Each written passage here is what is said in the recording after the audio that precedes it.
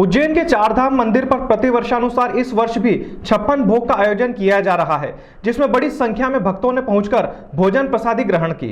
महामंडलेश्वर शांति स्वरूपानंद महाराज ने बताया कि बदलते आधुनिकता के इस दौर में अब जहरीला खाद मिट्टी को खराब कर रहा है।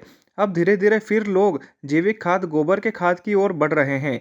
इसी को ध्यान में रखते हुए पुराने समय में जब गोबर की खाद का उपयोग खेतों में किया जाता था तो स्वच्छ फसल पैदावार उत्पन्न होती थी।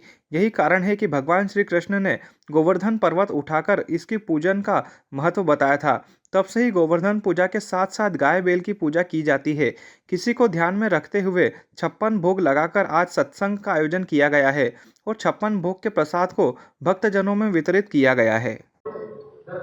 देखिए, हिंदू सनातन धर्म उत्सवों का, पर्वों का, प्रसन्नता का, खुशियों का, सर्वे भंतु सुखिना का ऐसा त्यौहार है। दीपावली का पर्व, दीपोत्सव जो हमारे यहाँ नया वर्ष के रूप में स्वीकार करते हैं, वो पूर्ण हुआ है।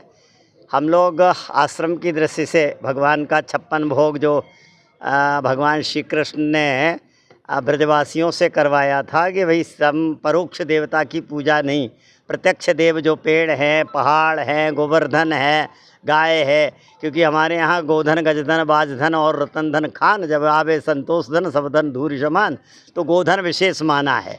तो गोधन इसलिए भी था कि पहले बैल से खेती भी होती थी, तो गोबर से प्राकृतिक रूप से पृथ्वी उपजाऊ होती थी, तो गोवर्धन का बड़ा महत्व था। क्योंकि आज भी लोग धीरे धीरे अब ये जैविक खेती की तरफ ही जा रहे हैं।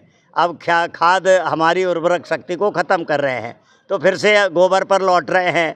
अब गोबर से गैस है, गोबर के द्वारा खेती उपजाऊ बनानी है, नहीं तो बंजर हो जाएगी खेती।